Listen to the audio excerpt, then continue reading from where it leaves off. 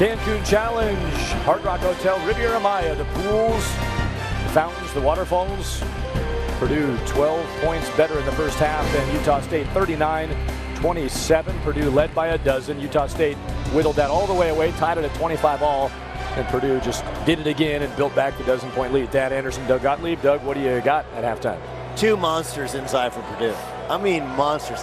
Isaac Haas is one of the biggest human beings I've ever seen in my life. And he's really good at basketball, too. Right? And Caleb Swanigan, who used to be 380 pounds, made himself into quite the skilled power forward / center, hitting a three, hitting a face-up jump shot, then showing his versatility in the low post as well, his strength. When he's been in the game, Purdue's been dominant. Then he came out of the game. Utah State made it a game, and then Purdue decided to throw the ball at number 44, and guess what? He's a monster. This is going over his weaker right shoulder, and then on the boards, you miss it, that's fine. He'll get it, put it back in. Couldn't help but be impressed by the Purdue bigs in the first half.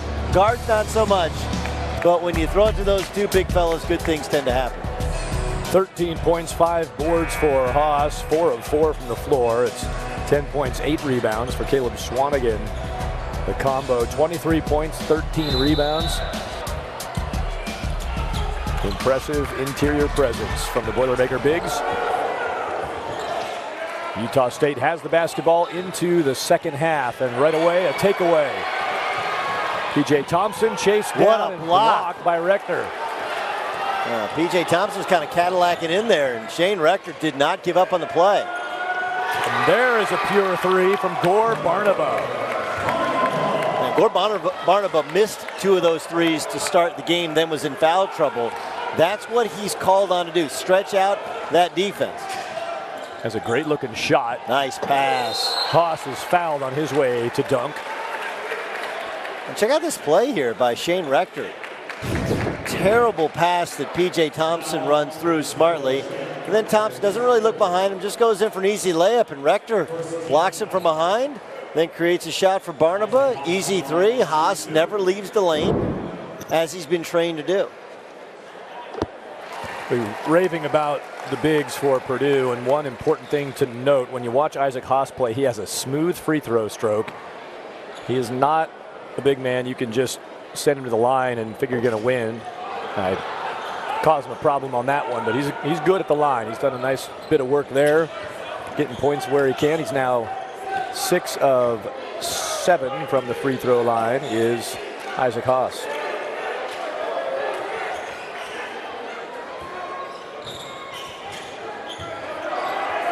You have to get Haas out of that lane. Either shoot jump shots with the man he's covering or set ball screens like that with the man he's covering. Wow, laser and Jalen Moore sends it hoopward and scores. Janasek has to be an active screener because Isaac Haas is not going to leave that lane at all. Swanigan up top. Thompson just too small, can't see over Barnaba to throw the ball into the low post. Janasek doing what he can and fends off that attack from Haas. Janasek keeps running there and posting up. He's not going to do anything with Isaac Haas. Run down the floor and set a quick ball screen. Offensive foul, too much from Gore Barnaba. When I tell you with Thompson, two things you can do when you're 5, whatever he is. Flop or foul. Flop or foul. Stick out your chest, act like you got killed, fall down. That's a pretty actually solid flop. P.J. Thompson draws it. 3rd foul for Gore Barnaba. He got 2 early in the first half and spent some time on the bench. He will make his way back there now with 3.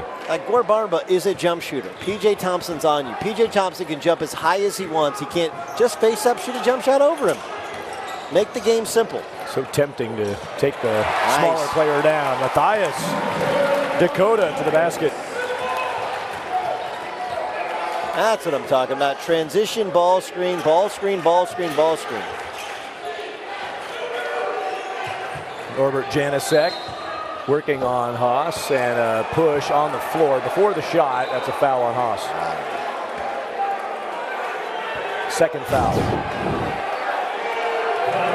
Dakota Mathias is turning the corner, and that was terrible defense from Alexis Dargington.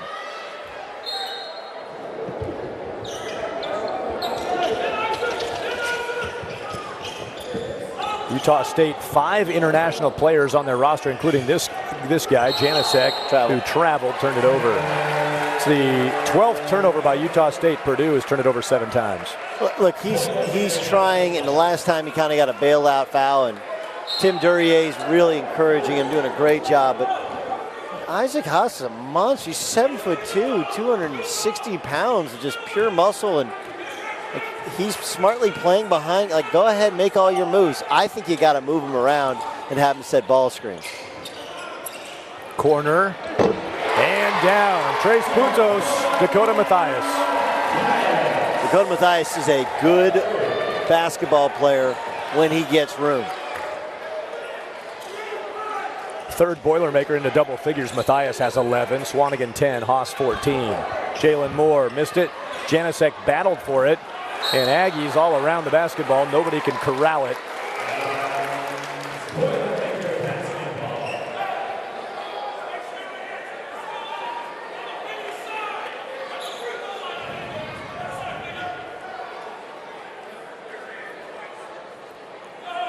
Utah State's tried that zone a couple different possessions, and every time Purdue's been ready for it and gotten an open three-point shot in the corner on the wing.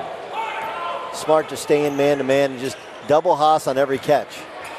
Haas leans back, scores, y uno. Basket and a foul.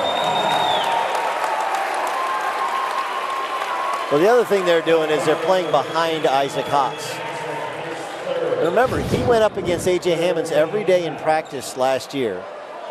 So he got to work on against a pro big. And he's just too big, too strong, and very agile in the post. Foul, Janasek, his third. There's the free throw knocked down for Haas. 7 of 9 from the line now with 17 points in 19 minutes. 17 total fouls committed by Utah State. They had 14 at halftime. 7 different guys had 2 fouls each, perfectly distributed across 7 guys. They've committed 3 more in the first 3.5 minutes of the second half. Now we got one coming the other way, and it's Haas picking up his 3rd foul.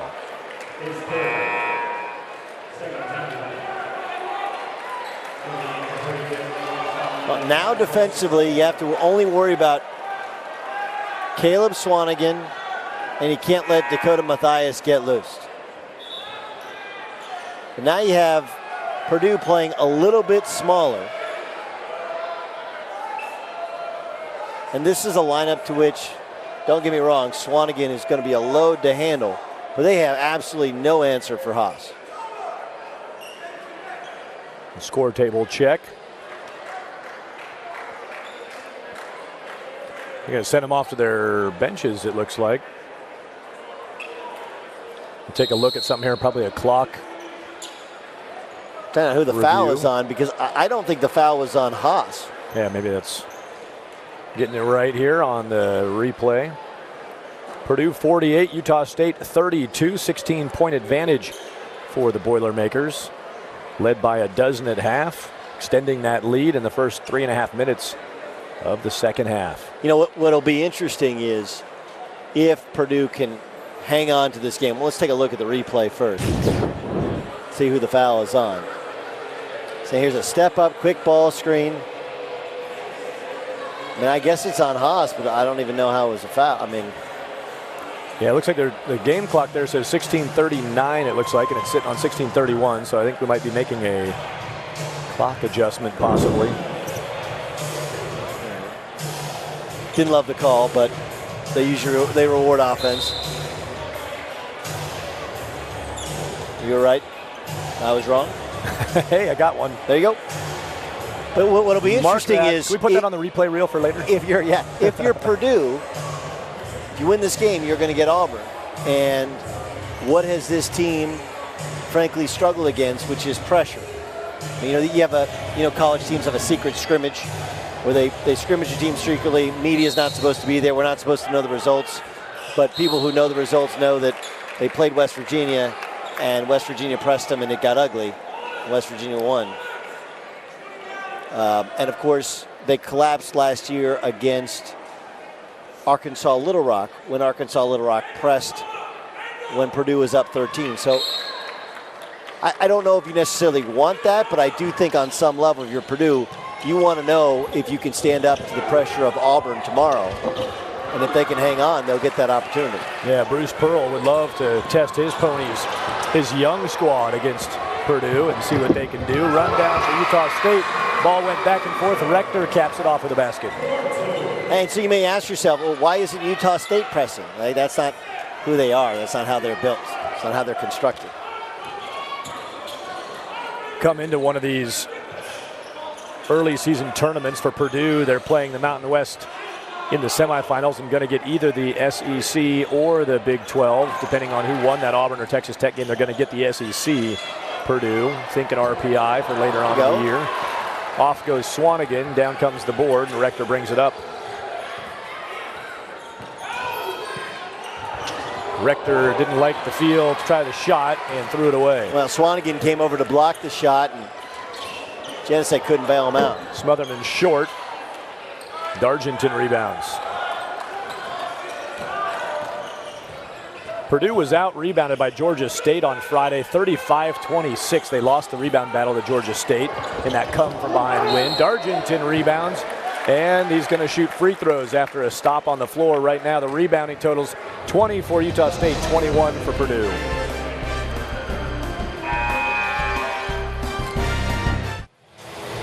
Cancun Challenge semifinals earlier tonight. Auburn 67-65 over Texas Tech. They await the winner of our current game for the championship.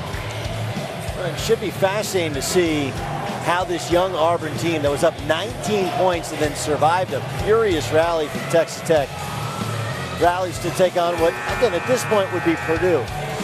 Now, it's also interesting to point out that Auburn comes away with the win. They await the winner. Isaac Haas, of course, grew up in Alabama, was not recruited by former Auburn head coach Tony Barbee, and even though his dad played football at Alabama, he would have loved at least a look from the Tigers. Now he gets a chance to see him in Cancun. Of course, he's found a happy home in West Lafayette. Matt Painter wanted to win this game anyway, but he really wants to win it now because he doesn't want to have to play Chris Beard in the third place game. That's a good point. After Chris Beard's Little Rock Trojan squad knocked Purdue out of the tournament last year. Miss on the free throw try from Dargington in that first semifinal game. Mustafa Heron, 15 points, one of 3 Tigers in double figures, leading the way with those 15. 4 players for Texas Tech scored in double figures. That last shot you saw in that flashback to the last game, if that would have gone, that would have given Texas Tech the win. They were down 2, had a fling from deep 3 and missed everything, and Auburn slides into the championship game tomorrow. Texas Tech will play in the third place game, which will be here on CBS Sports Network.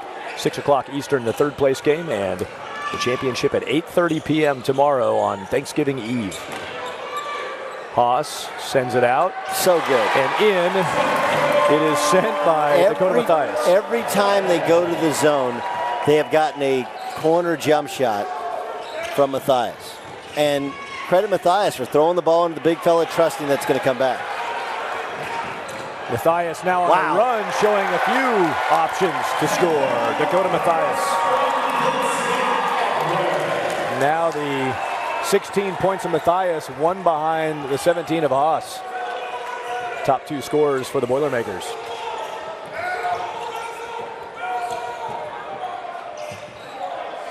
Jalen Moore has a 3 on the way and good. Dozen points for Moore.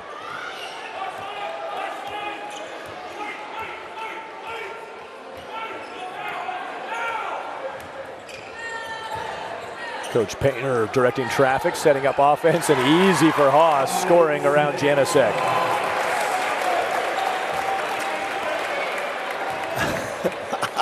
Isaac Haas is running his mouth because he cannot be stopped inside. Norbert Janusek did something or said something to tick off Isaac Haas, and Isaac Haas has told him all day.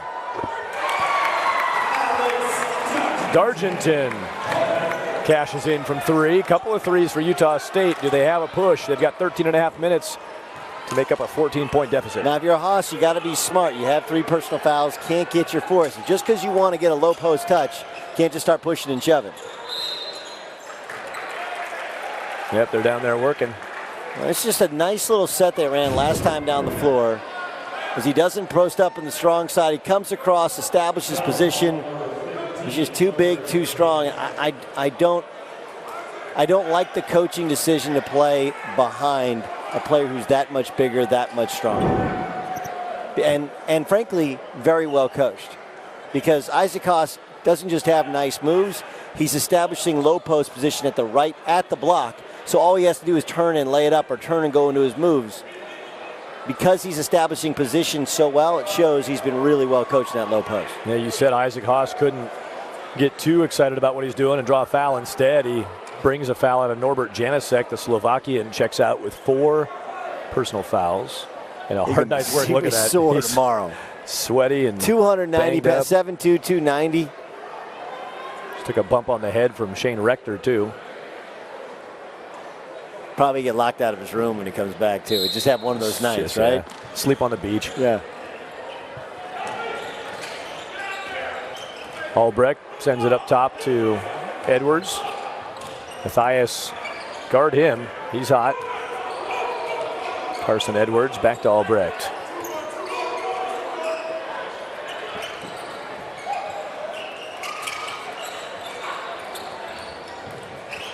Nine on the shot clock. Edwards. Nope. Utah State on the run and no shot, offensive foul.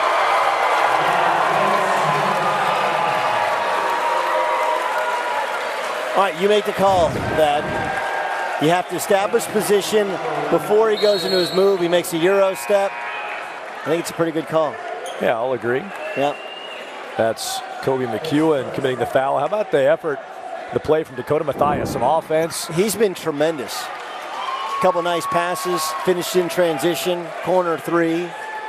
Just a very good steadying influence.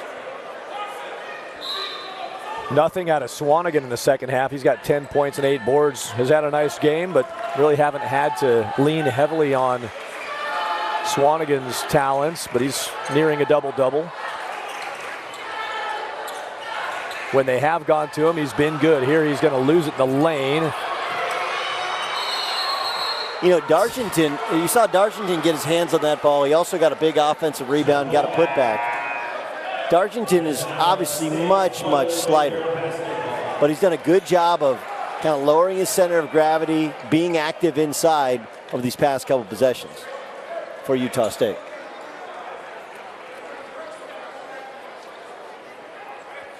Clean up on aisle 5. And Tim Duryea, you take Jalen Moore out with 12:27 to go because there's a timeout coming under 12. So you end up stealing a couple extra minutes. Here's Coach Duryea leading Utah State, trying to become the first coach in Utah State history to start his first 2 seasons 4-0. Utah State off to a 3-0 start, but in trouble tonight, and more trouble on Tres Puntos from Dakota Matthias. 19 points in the game, 7 of 8 from the floor, 4 of 5 on threes.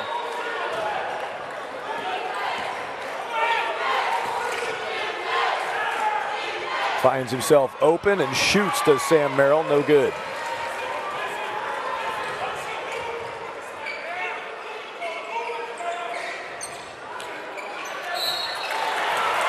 Gore Barnaba from behind, tipped it away. He's going to draw the foul. That'll be 4 personals for Barnaba. Timeout on the floor.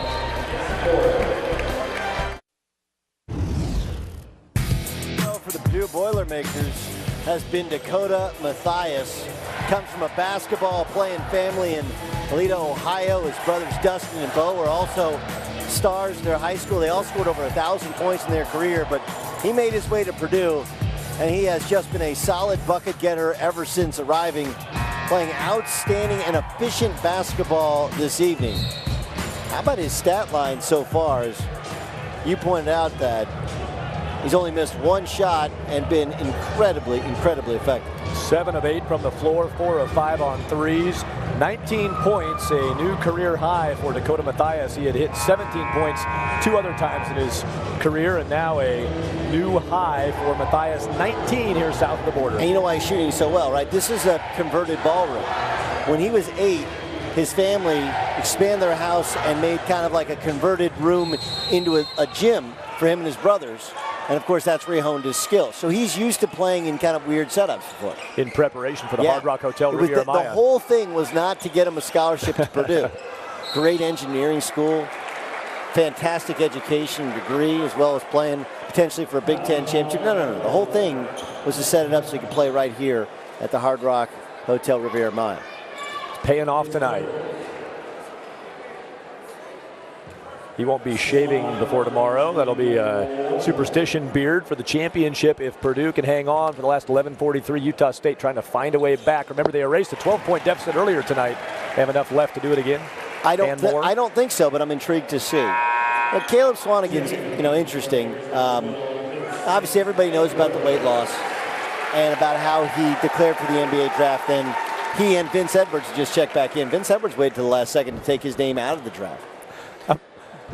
How about Caleb Swanigan? Isaac Haas just checked out. Swanigan's waiting to get the ball to shoot free throws. He stopped and applauded for Haas at the free throw line. Pretty cool. But I asked Matt Painter, sometimes what happens is a kid declares for the draft, comes back to school. He's got a little foul on Carson Edwards reaching in. Comes back, but mentally he never comes all the way back.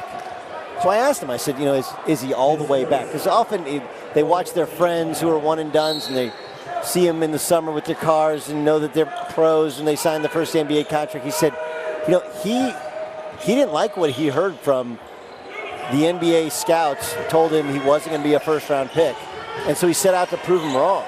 So, yeah, he's 100% mentally back on campus. In and out, Quinn Taylor couldn't get the shot down. Mathias brings it up. Swanigan working the right side blocks. Got his own miss, and he's fouled. All right, now look, here, I'll show you the good and the bad, okay?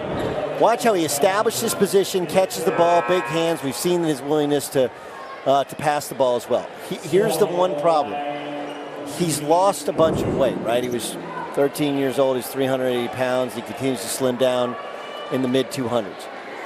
He has to gain some explosiveness. Those have to be finishes to which he finishes above the rim.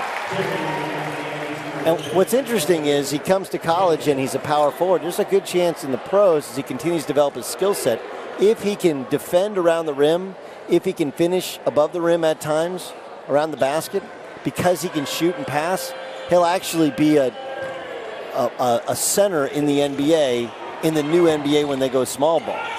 But he's got to gain some more explosiveness in his legs. Doug Gottlieb next to me. Thad Anderson from Hard Rock Hotel Riviera Maya. Drive basket. Utah State gets 2 from Julian Perry. Perry more of a shooter than a driver, going to the hole strong. Of note, Dargington, 4th foul, sent Swanigan to the line moments ago. 4 fouls for Dargington. Out of bounds, it trickles. Utah State will take possession. And you saw Swanigan pointing over to the wing. The rule in basketball is either take a dribble or make the pass to improve your angle.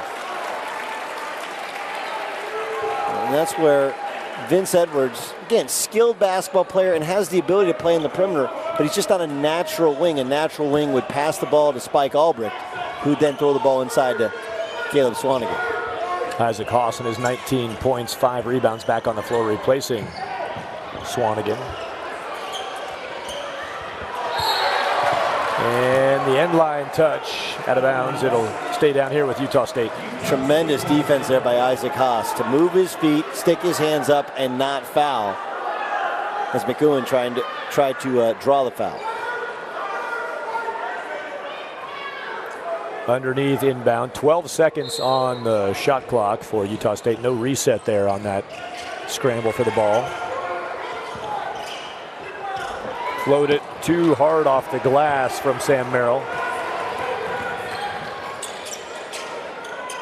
Feed it into Haas. Double team. Somebody's open. Utah State trying to clamp down low with his 4 fouls. Dargenton fends off the try.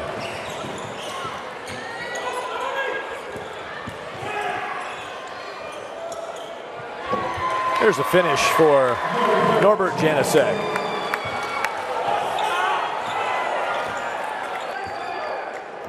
Nice little relocation by Janasek on the drive, where Haas, again, stands underneath the hoop and wasn't really concerned with it. Haas puts it on the floor and drops it home. Up into the 20s now, 21 points on 7 of 8. So Haas, 7 of 8 from the floor. Matthias, 7 of 8 from the floor. 2 keys to the 47% shooting night. I'd take those 2 guys out of it, and Purdue's having trouble. Hard Rock Hotel Riviera Maya, the all-inclusive host of the Cancun Challenge. Enjoy a rockstar getaway, lavish rooms, world-class dining, stunning tropical views. Start your all-inclusive experience at hrhrivieramaya.com. We'll be back here again tomorrow night at the Hard Rock Hotel Riviera Maya for doubleheader of 3rd place and championship feast from the Cancun Challenge.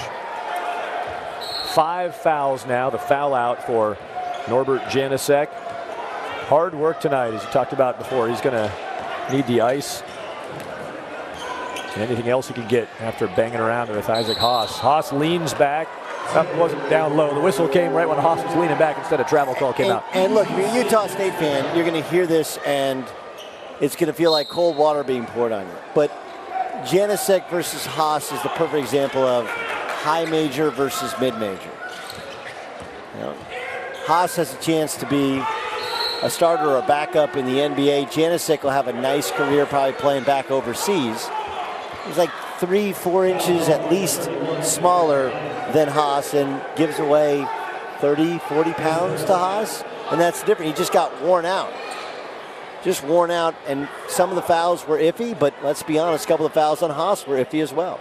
Matthias' first foul, sub coming in for Purdue will be Basil Smotherman. For Matthias, who gets a sturdy round of applause from the Purdue fans. You're talking about the levels of play, and you were talking about the progression through conferences for Utah State. You also had some interesting perspectives on that whole experience. Right, well, remember, they were a dominant team in the Big West. Okay, the Big West, though, is a low major, is low major. Then they go to the WAC, which is kind of low-high major, or low mid-major, excuse me. There's a 3 drop down, Julian Perry. And that's what Julian Perry does well. Exceptional shooter from three-point range. You step up in the Mountain West, and when they joined the Mountain West, that was when the Mountain West in New Mexico was a 3 seed. San Diego State's been producing pros. That's a high-level mid-major program, high-level mid-major program with, frankly, high-major players. So San Diego State still squared up to be the cream of that crop this year in the Mountain West. Yes, and I think New Mexico, Nevada will challenge as well. And so you have to recruit a completely different level of athlete and completely different level of depth of athlete, and they're close. Look, Jalen Moore can play in any league in the country. And they got him because his dad played there and his dad works there. But outside of Jalen Moore, they haven't had enough Mountain West caliber players in order to compete consistently in the league.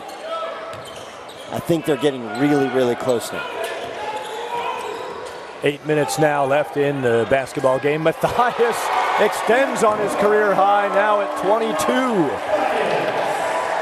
Well, the best part about Matthias is these aren't bad shots. It's not like he's heat checking from 35. He's getting the ball inside, waiting for rhythm jump shots, and knocking down all of them. Jalen Moore short on the shot try. Smotherman runs it across and then pulls up at the Cancun Challenge logo.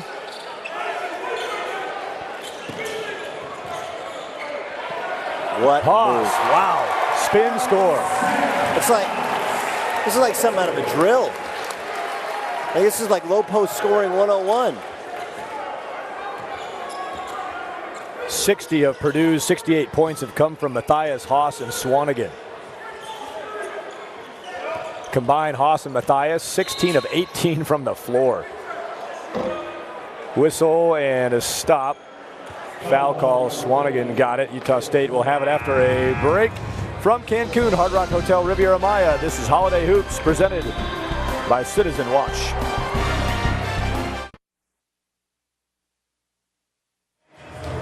Purdue pulling away now, up 20 on the Utah State Aggies of the Mountain West, up against the number 17 Purdue Boilermakers. Nice contingent of fans in the Boilers, and pretty good crowd from Utah State represented here as well. We're talking about Mountain West, San Diego State healthy again and headlining the Mountain West. Well, San Diego State finally now healthy, got a big win in Sacramento over Cal last night, and obviously that's a team that you feel like probably should have made the NCAA tournament as an at-large, and that's kind of what the bottom of this graphic says is, can the Mountain West be back to being a multiple bid league? Can Nevada challenge with Cameron Oliver, who we talked about high majors. Cameron Oliver was at Oregon State for 4 days, transferred out to Nevada, and is a star at Nevada for Eric Musselman. Can the Nevadas of the world, the New Mexicos of the world, contend with San Diego State so you could have a multi-bid league? That starts in the non-conference. They need Utah State. If the Aggies can't come back and win this game, they need to beat Texas Tech tomorrow. That's important for the entire league. Alex Dargenton drops a 3. Margin, they count that at 2. Margin's 18. That's a big shot for Vincent Edwards. That's a 3, 71-50. Edwards behind the line. He's being guarded by a 4, so he's playing the more natural power forward, but to step in and knock one down, feel good about yourself. Soft pass taken away by P.J. Thompson, who takes a little sidestep, gets through, and can't score. Jalen Moore brings it back. Ball knocked away. Matthias will pick up his second foul.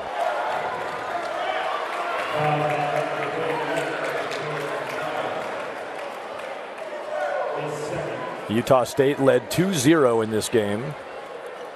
And that's the last time they had it. Right now we're sitting on the largest lead of the game for Purdue at 21. They separate. Their last 2 games, Purdue was behind on the scoreboard for 62 minutes and 50 seconds. That was 80% of the last 2 games they've played. Of those 80 minutes, 62, almost 63 of them behind. Well, different something tonight. Get out, get on top, and go. I thought the Nova game was a winnable game. The Georgia State game was unbelievable to come back. To go on a 20-0 run, to trail by 9 that late, win by 11. I've never seen that before. That Villanova game, with the 3rd highest decibel level recorded in Mackey. Crowd noise, sellout. There's a throwdown, rim rocker from Jalen Moore. He used to be at the Cancun Challenge. Tried to disallow dunks because we only had 1 set of baskets, and if anybody did damage, we were done. We were playing out on the outdoor courts, but as with many enhancements here at the Cancun Challenge, baskets are sturdier and you can dunk away, and that's a guy who dunks a lot. This time he'll put it up off the glass. They got a practice court in the room next door. Yeah, we'll figure it out. The old floor from last year in the practice court, this brand new floor here at Cancun Challenge. Beautiful new hardwood. Great surface. Long shot is off for Dargenton. Been playing with 4 fouls for quite a while now, Dargenton, staying on the floor.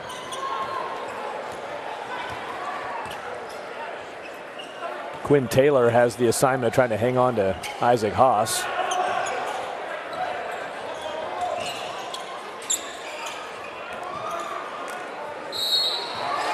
No shot. Foul before the shot. He's so well coached and trained at using his elbows to hook, and his feet are very quick. Remember, this is a kid is well documented. I know Purdue fans probably tired of hearing it.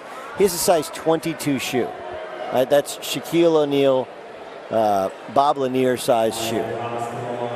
But it's one thing to have big feet, but it's another thing to have light feet. And he's got really light feet for a guy that's 7'2". 25 points. And you mentioned the Nova game. I mean, look, the foul trouble, it's really difficult to see how those teams match up if it wasn't as tightly an officiated game. It's for both teams. But he was substantially limited in the first half. In the second half against Nova, he was unstoppable. 20 of his 22 points. Isaac Haas extends on his career high, knocking down that free throw, 26 points, and checking out. Swanigan back in.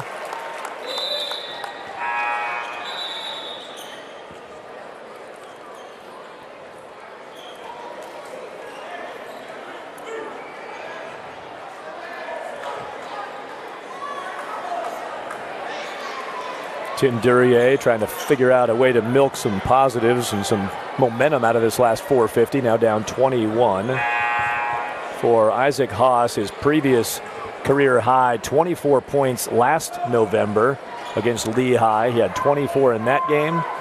Haas with 26, a new career high in this game. 8 of 11 from the free throw line. Well, remember at A.J. Hammonds last year, who I had several NBA scouts tell me was the best low post scorer in the draft. It's true centers are kind of like running backs, right? They're undervalued now as opposed to previously being overvalued, but so few of them can score in the low post. They either don't have the skill, they don't have the agility, or they don't have the strength. Very, very physical at the next level to catch the ball in the low post. I think he has all three, and for Isaac Haas, it's going to come down to his movement defensively as to whether or not he, one, ultimately gets drafted and two, sticks in the NBA.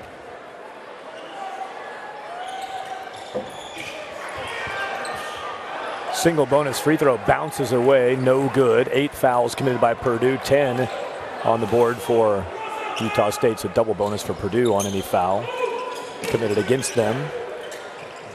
Now Purdue's back in their kind of standard motion that they've always run until they got these big fellas. Coaches, you like to use these games when you have a big lead. They got Vince Edwards a jump shot. Now let's try and get Dakota Mathias is feeling good about himself. Let's get everybody a couple of touches in a half-court set. You probably want to get Biggie Swanigan a couple more looks before you take him out for the rest of the game. There went Julian Perry, replaced by Kobe McEwen.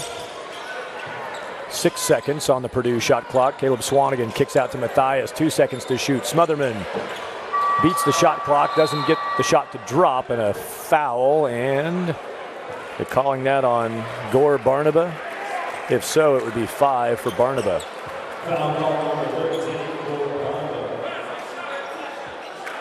And that is the 5th foul, Gore Barnaba, so he joins Norbert Janicek with 5 fouls, the second Aggie to foul out, and it's 4 fouls for Alex Dargenton. And there you see those foul numbers. Big guys having their hands full in the paint area against this strong, big, talented Purdue front line. Caleb Swanigan's first free throw is good, and he has 14 points in the game, along with 9 rebounds. 7 of 8 from the free throw line for Swanigan.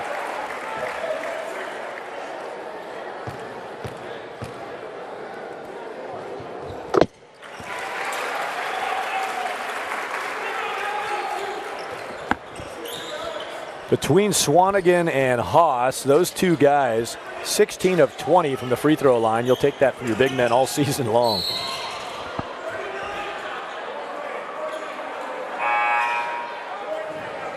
Whistle stops it. Foul called. That is another one for Dakota Mathias, his 3rd personal foul. Mathias picks up the foul. Free throws, double bonus coming for Utah State after a stop on the floor. Hard Rock Hotel Riviera Maya presents this all-inclusive play of the game. Well, it starts with defense for the Purdue Boilermakers as Basil Smotherman gets the tip and tips it to Vince Edwards, and Edwards threads the needle to Dakota Mathias with a beautiful lay-in on the opposite side of the basketball. That's all-inclusive. Starts with defense, leads to a run out, to a beautiful pass, to a beautiful finish. Gives you a little bit of everything. Much like the selection of restaurants here at the Hard Rock Riviera Maya. You like how I did that, didn't you, Lee? You didn't know where I was going, but you knew it would end up somewhere. I kind of knew where you were going. We've hit the Italian place has a little bit smaller portions, but I felt like I went to a place of fine dining. It was really, really good. Our producer Andy Bach was complaining about the portion size. He wanted, but you can order. You can just keep ordering. You can just keep ordering. All inclusive means like you don't have to order one entree. You can order a bunch of entrees. My wife actually, I ordered 2 different. I ordered the Mayan coffee, which they light on fire. You tried that? No, but I saw your singed eyebrows. And then, that's exactly what happened. That's why my face is red. And then the Mexican coffee, which they don't light on fire, but it has tequila in it. I prefer the Mayan. Thad Anderson, Doug Gottlieb from the Riviera Maya, just south of Playa del Carmen. Hard Rock Hotel, Riviera Maya. Should be pointed out they serve booze in the arena as well. We might want to. Hey, Villanova was ranked number 3 at the time Purdue saw him. What do you make of this 3-point loss the Boilermakers suffered at home? Well, look, I think it hurts the league a little bit. That was right before the half, as Thompson made a half-court shot. And then in the second half, Isaac Haas was dominant, but they couldn't get a stop. Eric Pascal, a little backdoor cut for the dunk. Foul trouble was an issue. They had trouble finding somebody for when Villanova went small, finding somebody for Haas to guard. And Caleb Swanigan was in foul trouble the whole second half, Haas the first half. I just feel like it was a missed opportunity. Do I think there's a ceiling for Purdue that might be a little bit lower than I thought before I saw that game? Maybe. I also want to see how Carson Edwards develops. But I just think it feels like a missed opportunity for the league, considering Michigan State is playing this murderous schedule. Michigan won their tournament in New York, and Indiana played well out in Hawaii, although they're struggling tonight. That would have been a monster win for Purdue for the resume, and maybe even more important for the Big Ten. In that game against Villanova, Purdue had 28 field goals. They had assists on 26 of those, a 93% assist rate. 26 field goals on 28, 26 assists on 28 field goals. There's that same play, first play of the game. Jalen Moore. Cohen McElwain, beautiful pass. And they lose. 8 field goals, 26 assists, and they lose. And they had the third highest measured decibel level for a game at Mackey Arena, 116.9, about airplane. It's a great gym. Sound effect, and still Villanova had enough, the defending champs, get out with the win. Swanigan off the back iron, rebound taken by Kobe McEwen. McEwen got it up onto the iron, and Alex Dargenton put it down through. Dargenton, he's a double-figure score tonight with 14 points. That's second high behind Jalen Moore's 16. Julian Perry with 10. The other double-digit scorer tonight for Utah State. Leading rebounder is Dargenton with 9, so he's a board away from a double-double, Alex Dargenton. 3, good. Matthias setting the bar higher. 25 points on 9 of 10 shooting. He has hit 6 threes. He's the king of the ballroom, there's no question. Owning the basketball room here at Hard Rock Hotel Riviera Maya. One behind Isaac Haas for team high honors, game high honors. Carson Edwards grimaced, and he's still limping around. He's got a hip problem. There's a deep ball, good, and Carson Edwards a little gimpy after that last defensive play.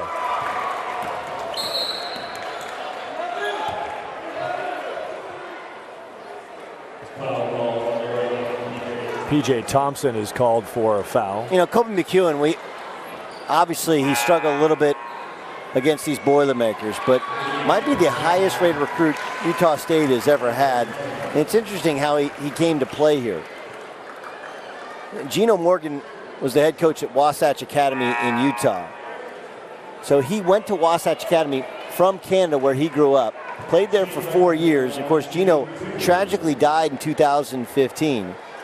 And if not for a great relationship between Gino and Lewis Wilson, of course, is assistant coach at Utah State, he would have gone to a Georgia Tech, Wake Forest, a couple other high major schools that recruited him. But they established a relationship with him going back to his freshman and sophomore year, and stayed in the Wasatch Valley and chose Utah State. We talked a little about what Utah State has to do to bring their overall talent level to that of the Mountain West. Kobe McEwen is that type of player. Swanigan, Matthias, Edwards, Vince Edwards check out. John McKeeman checked in, as did Tommy Luce. Who else we seeing out here? Smotherman's on the floor. Grady Eifert back in. Now the Aggies will send in. You're getting off the scouting report now. Abel Porter gets to the court, as does Diogo Brito. Now listen, you didn't come all the way, when you're checking into these games, you didn't come all the way down to Cancun just to just to have a daiquiri. You got to get some shots up. Connor Garner's out there also. Garner, not his first rodeo in Mexico. He served his LDS mission in Hermosillo, Mexico. Now down here grabbing that loose ball is Connor Garner. Kick it inside and a bucket for the Aggies off the hand of Quinn Taylor. Nice feed, nice entry. Pass came from Diogo Brito.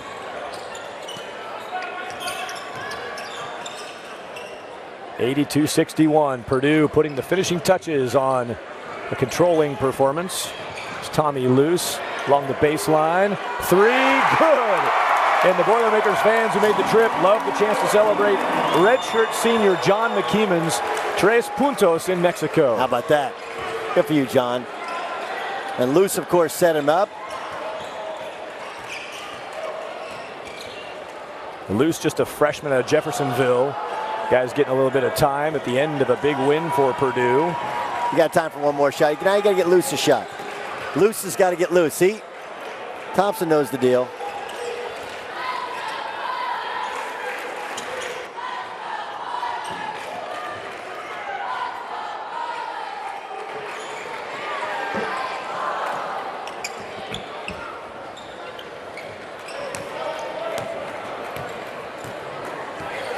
Under 20 seconds to go, we're going to be seeing a matchup of the SEC and the Big Ten in the championship of the Cancun Challenge.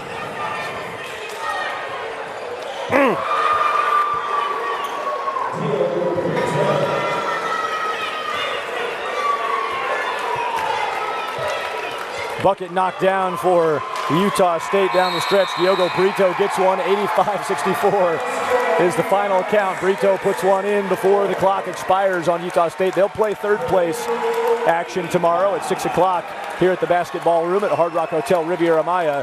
Utah State will take on Texas Tech. Auburn is going to see Purdue in the championship game of the Cancun Challenge. Well, 85-64, Purdue got the lead. Utah State tied them up at 25, and then Purdue wiped them out. Yeah, Utah State had a counterpunch there in the first half, but when Isaac Haas was in the game and when Biggie Swanigan was in the game, they pretty much had control. Haas was outstanding, and Dakota Mathias was magnificent. That's one of those games where, boy, I hope I didn't screw it up, because that's basically Dakota Mathias' highlight tape. He played as good a basketball at both ends of the floor, playing within himself and playing as efficiently as you can. Dakota Mathias was magnificent tonight for the Boilermakers, and they controlled almost tip to finish. Purdue big, 21 points better than Utah State tonight. For Doug Gottlieb and our entire production crew, I'm Thad Anderson. This has been a presentation of CBS Sports Network, the 24-hour home of CBS Sports. We'll send it to Inside College Basketball after a break. Brent, Steve, and John in New York.